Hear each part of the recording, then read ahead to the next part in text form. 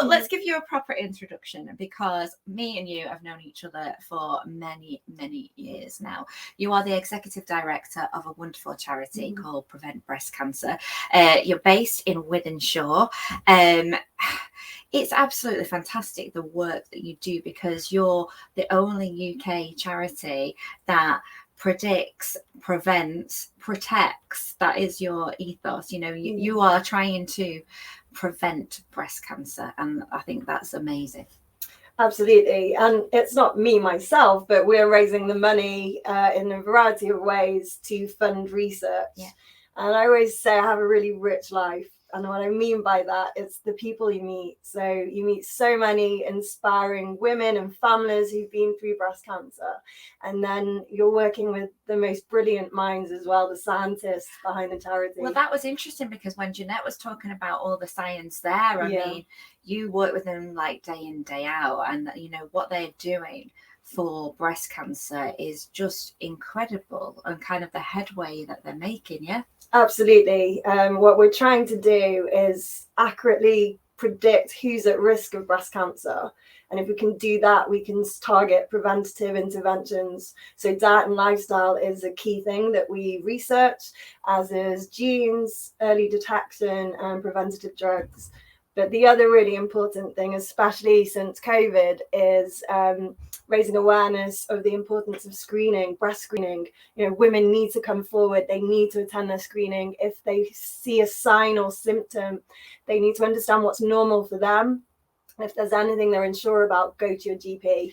And I think that has been the thing about kind of the screenings, and also the importance of checking yourself. And if you find a lump or anything suspicious, again with COVID, I think there was a reluctance to actually go and get it checked. Absolutely. There was a massive drop in symptomatic referrals because of that.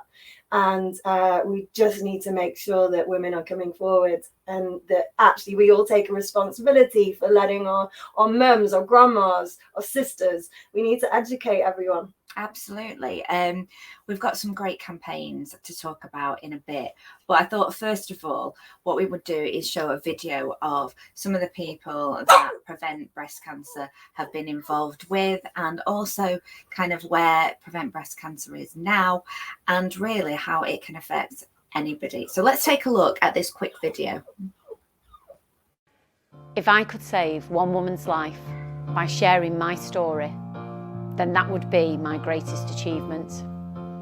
I've been a specialist in breast cancer for about 30 years now, and when I first started the diagnosis of breast cancer, it was really a 50-50 lottery as to whether or not you would survive it. So the good news with breast cancer is that the cure rates have really improved over the last couple of decades through improvements in chemotherapy and surgery, etc.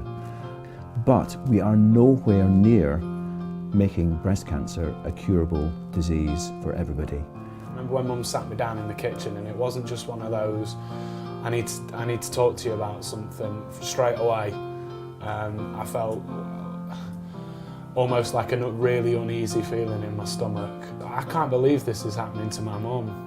It was really hard to watch Lucy, who, of the four of us that were friends, that's when we originally met, Lucy was almost the leader, the strong one, the confident one, the one that had all the ideas, very glamorous.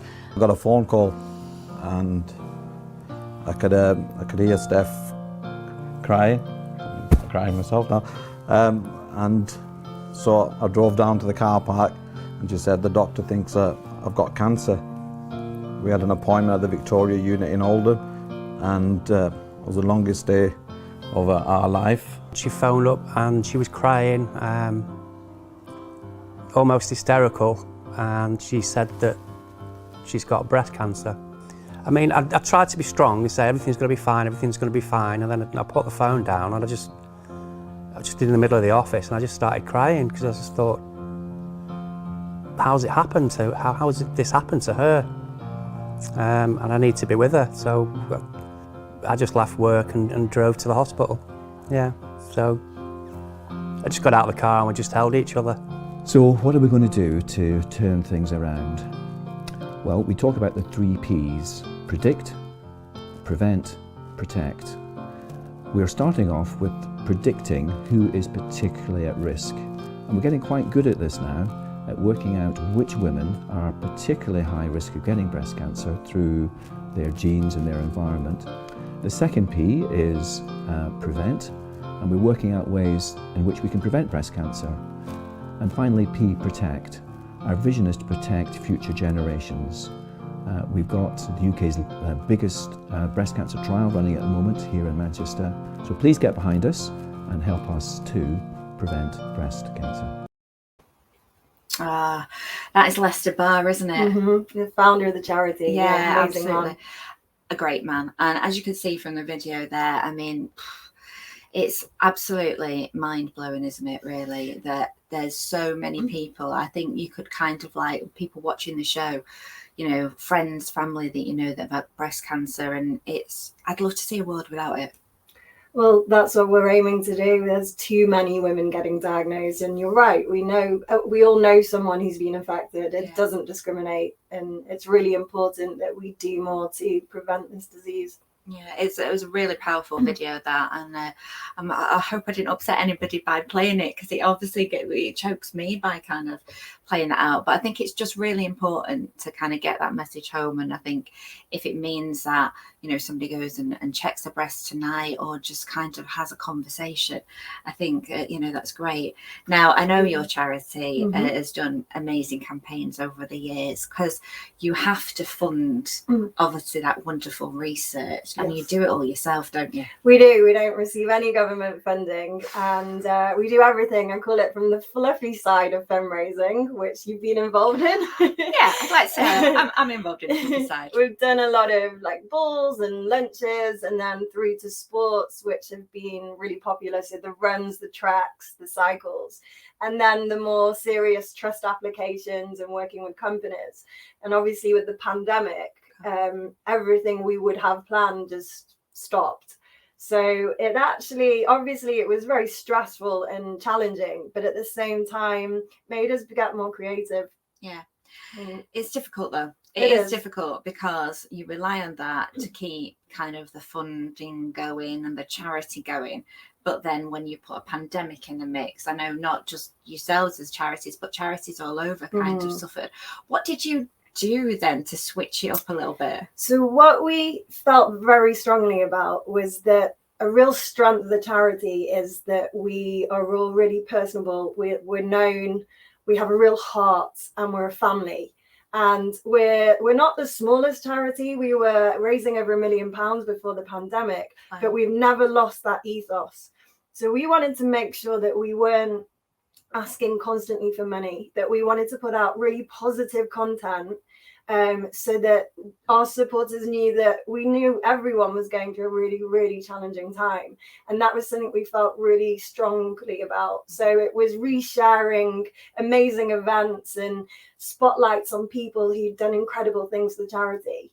And that's something we've kind of carried on throughout the pandemic. And we've seen our supporters continue to fundraise for us, even though we haven't been asking them to.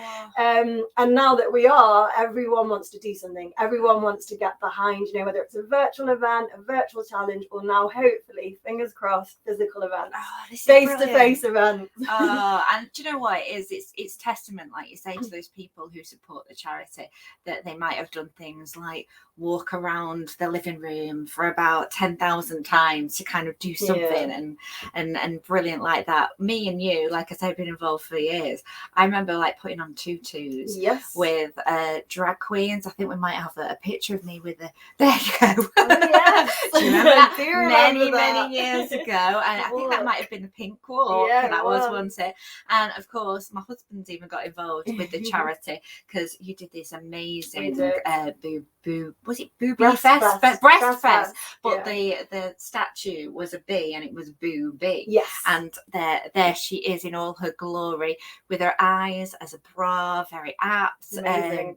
And that was at the unveiling, wasn't it, at Breast Fest? And that was that 2 Octobers ago? It was 2019. Oh my goodness. That was an incredible event, because you also interviewed our researchers. I did. And you know, that day I learned so much as well, because again, you know, until you hear from the people that are actually involved, sometimes you can't take it in. And they very much, you know, explained it in layman's terms, because I think sometimes you are baffled by the science of it. Yeah. And it was incredible. It was really incredible. And it was very inspiring just to know that all this work is going on. Yeah.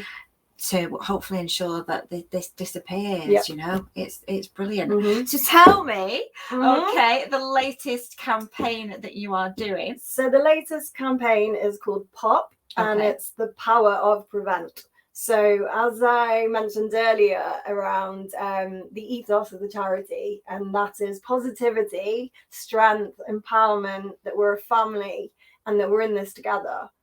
So it's really, the idea behind the campaign is it's a well-being campaign, and we want people to choose a challenge or kick a habit, Okay. and make a promise to us that they will, whether it's, I don't know, not drink wine for every, drop a glass of wine a week, and make the not on the donations floor, for charity, just not on the floor. yeah. It's That would be another a way of waste. doing it.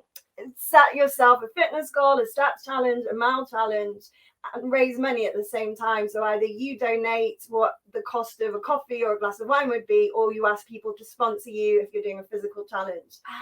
And in return, instead of getting a medal once you've completed your fundraising challenge, we also work with the wonderful Justin Eagleton, and instead of a medal, we've got 6 exclusive pop art postcards which you'll be sent.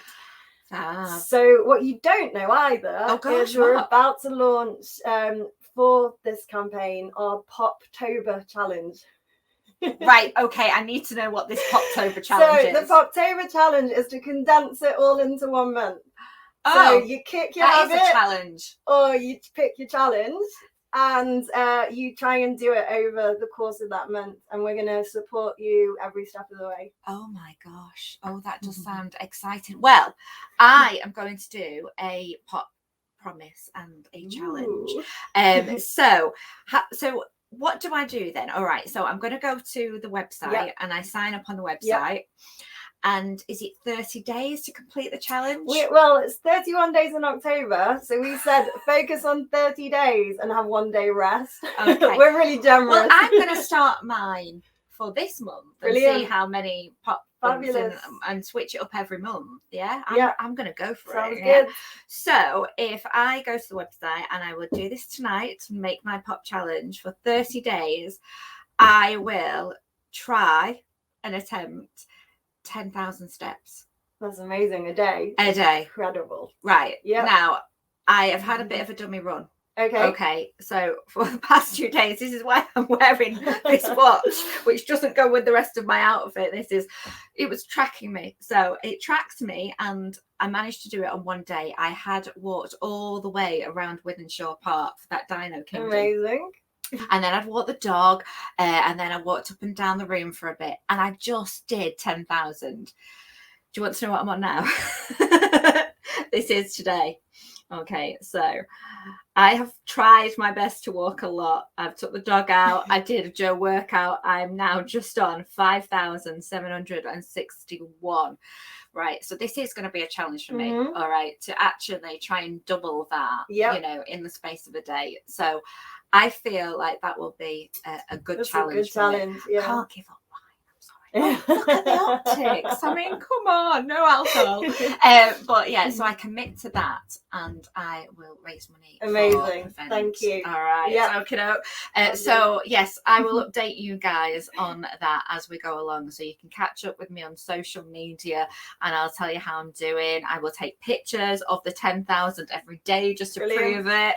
Okay, and we'll see how that goes. But if you fancy making a pop promise, then you can do it by going onto that lovely website, and I know that me and Nikki would love you to get involved in it. It's a bit of fun, isn't it, really, as well, for an absolutely amazing cause.